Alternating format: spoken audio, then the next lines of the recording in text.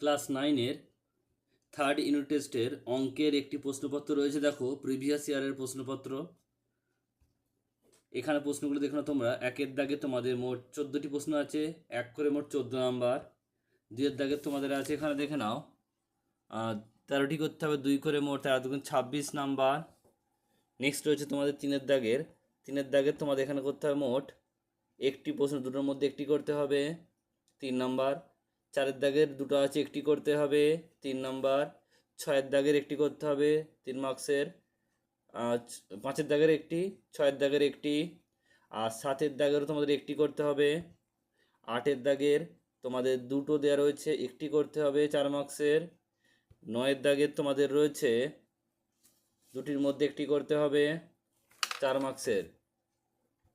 10-এর দাগে তোমাদের রয়েছে উপপাদ্য, এখানে দুটোর মধ্যে একটি করতে হবে, 4 মার্কসের। এরপর তোমাদের রয়েছে 11-এর দাগে তোমাদের প্রয়োগ রয়েছে, দুটোর মধ্যে একটি করতে হবে।